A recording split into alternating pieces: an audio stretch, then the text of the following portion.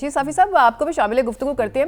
یہ جو الزامات ابھی سامنے آئے ہیں اور انتظامیہ کا ایک بہت اہم عہدیدار یہ الزامات لگا رہا ہے، پہلے ہی ہر طرف سے شور اٹھ رہا ہے دھاندلی کا، تو کتنا زیادہ یہ انتخابات کی ساکھ کو متاثر کر سکتا ہے؟ اور دوسری بات کہ وہ جو 70 کی لیڈ کو بدلنے کی بات کر رہے ہیں، پریکٹیکلی پاسبل ہوتا ہے ویسے یہ؟ پاکستان میں ویسے سب چیزیں پاسبل ہے، اور اس انتخابات میں تو واقعی بہت ساری انہونیاں ہم نے دیکھی ہے، تو کمشنر صاحب کے الزامات اس کو اگنور نہیں کیا جا سکتا۔ اور وہ جس طرح بتایا گیا کہ وہ پاکستان کے ایک بہت بڑے ڈویژن کے کمشنر تھے، جہلم سے لے کر خیبر پختونخوا تک پورا ایک بہت بڑا ڈویژن ان کے حوالے تھا۔ پہلے تو یہ سوال نگرانوں سے بنتا ہے کہ آپ غالباً 23 جنوری 2023 کو آپ آئے اور آپ نے 27 یا 28 جنوری کو یہ لیاقت علی چٹھا صاحب کو ان کا انتخاب کیا اور کمشنر لگایا۔ آج تک آپ کو اس کی ذہنی کیفیت پہ تو کوئی شبہ نہیں ہوا، نہ ان کے خلاف آپ نے کوئی بات کی۔ جب راولپنڈی ڈویژن میں ایک پارٹی کے خلاف ایک مکمل کریک ڈاؤن ہوا اور کمشنر ہی بہت ساری چیزوں کے انچارج تھے، تو اس وقت تو یہ کمشنر صاحب بہت اچھے تھے۔ آج انہوں نے انگلی اٹھا دی اور انہوں نے بات ایسی کہہ دی جو سب کو ناگوار گزری ہے، جو جیتنے والی پارٹیاں ہے ان کو یہ بات پسند نہیں آئی ہے، تو ان کا دماغی توازن بھی خراب ٹھہرایا گیا، ان کو پاگل بھی کہا جا رہا ہے، ان کو ذہنی مریض بھی کہا جا رہا ہے۔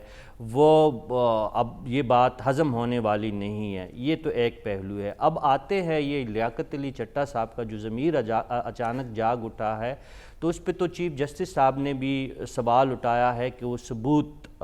ظاہر ہے اس نے اتنے بڑے الزامات لگائے ہیں، تو کچھ نہ کچھ اگر پورے ثبوت نہیں تو کچھ نہ کچھ تو ان کے پاس ہوگا نا، کہ وہ کہہ رہے ہیں کہ ابھی تک ٹپے لگ رہے ہیں فارم 47 پہ، فارم 48 کا بتائے، 47 کا بتائے، 45 کا بتائے، کچھ تو بتائے۔ جن لوگوں کو انہوں نے احکامات دیے ہیں ان کا نام بتائے کہ ان لوگوں کو میں نے یہ احکامات دیے، اگر خود وہ چیزیں نہیں ہیں تو یہ تمام ذمہ داری جو ہے یہ چٹھا صاحب کی ہے۔ اچھا ہے کہ انہوں نے ایک حرام کام کے بعد دوسرا کام نہیں کیا، خدا نخواستہ اگر وہ خودکشی کرتے تو یہ سارے راز ہی رہتے اور ہمیں نہیں پتہ ہوتا، لیکن انہوں نے یہ ساری چیزیں تش تاز بام کر دی ہے۔ جن سیاسی جماعتیں جو واویلا مچا رہی ہے، انتخابات کی وقت پہلے سے بھی کم تھی، مزید کم ہوئی، اس لیے اب متعلقہ ذمہ دار ادارے جو ہے ان کی ذمہ داری ہے کہ وہ چٹھا صاحب سے تحقیقات ضرور کرے، اور اس بات پہ ختم نہ کرے کہ ان کی ذہنی توازن ٹھیک نہیں تھی اور وہ شاید 10 دن بعد ریٹائرڈ ہو رہے تھے، اور ان کا جو ہے چونکہ جو پروموشن کمیٹی تھی اس نے ان کی پروموشن کو روک دیا تھا، اور وہ غصے میں آ کے یا ان کی کوئی سیاسی مقاصد ہے، یہ ان باتوں سے یہ مسئلہ اب دبنے والا نہیں ہے۔ بہت بڑی سٹیٹمنٹس ہیں یہ، غصے میں آ کے تو شاید یہ سٹیٹمنٹس نہیں دی جا سکتی، کیونکہ بہت بڑی ذمہ داری ہے، اور جیسے کہ آپ کہہ رہے ہیں کہ بارے ثبوت بھی ان کے اوپر ہے کہ ان کو اگر ان سے جواب مانگا جاتا ہے، چاہے یہ معاملہ سپریم کورٹ میں جائے، تو ان کو ثبوت پیش کرنا ہوں گے۔ اچھا، آپ صافی صاحب فارم 45 کی آپ بات کر رہے تھے، شاہد خاقان عباسی صاحب نے بھی آج ایک سٹیٹمنٹ دی ہے کہ جو فارم 47 ہے وہ پہلے بن گئے تھے اور جو 45 ہیں وہ بعد میں بنے ہیں، شاید یہ واحد الیکشن ہے جہاں پہ 47 جو ہے وہ پہلے تیار تھے، تو بہت سے طرف سے الزامات آ رہے ہیں، تو کیا کریڈیبلٹی آپ کے خیال میں رہتی ہے؟ الزامات ہے کیسے آ رہی ہیں صافی صاحب؟ یہ تو سارے الزامات ہیں جو آپ کہہ رہے ہیں کہ ظاہر ہے اگر شاہد خاقان عباسی صاحب کے پاس یہ معلومات ہے کہ فارم 45 جو ہے پہلے سے وہ تیار شدہ تھے، یا جس طرح آپ اس کی توثیق کر رہی ہے، اس سے تو آگے باتیں ہو چکی ہیں نا۔ مولانا فضل الرحمان صاحب کی آپ نے پریس کانفرنس پر ملاحظہ کی ہوگی، آپ محمود خان صاحب کہہ رہے ہیں، وہ تو باقاعدہ فگر بتا رہے کہ بلوچستان کا الیکشن اتنے ارب میں فروخت ہوا، پیر پگاڑا صاحب کہہ رہے کہ سندھ کا الیکشن جو ہے وہ اتنے ارب میں اور اتنے کربوں میں وہ فروخت ہوا۔ یہ ساری چیزیں جو ہے یہ اس نے انتخابات کے نتائج پہ سوال اٹھایا ہے، لیکن جو آپ کا سوال تھا لیاقت علی چٹھا صاحب کے حوالے سے، دیکھیں بیوروکریسی کو نہ کرنے میں بہت کم جرت کی ضرورت ہوتی ہے۔ اس وقت حالیہ جو انتخابات ہے وہ بھی ہم نے دیکھ لیا کہ خیبر پختونخوا میں مجھے ذاتی طور پہ پتہ ہے کہ کئی بیوروکریٹس پہ دباؤ تھا، لیکن انہوں نے نہ کر دی تھی۔ اگر یہ اس وقت نہ کرتے تو بہت زیادہ اچھا ہوتا، اور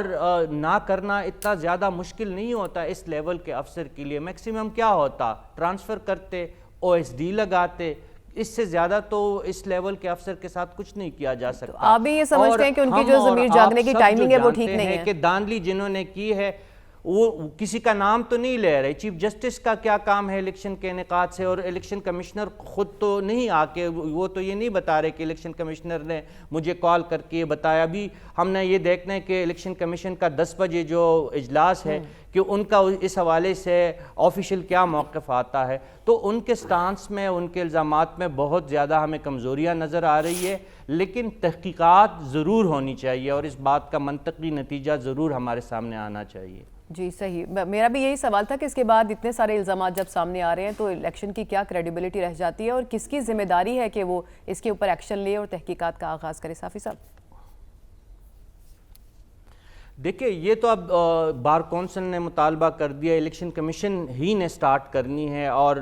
ابھی جو ہمیں بتایا جا رہا ہے کہ چیف الیکشن کمشنر صاحب جو غالباً اس وقت لاہور میں مقیم ہیں, انہوں نے اجلاس طلب کر لیا, وہ زوم میں شرکت کر رہے ہیں. اور جو باقی جتنے بھی حکام ہیں الیکشن کمیشن کے وہ بھی جمع ہو رہے ہیں. اسی طرح عدالت کی طرف سے بھی خبریں آ رہی تھی کہ شاید سو موٹو ایکشن لیا جائے گا, لیکن اب خبر یہ آ رہی ہے کہ عدالت نے فیصلہ کیا ہے کہ سو موٹو ایکشن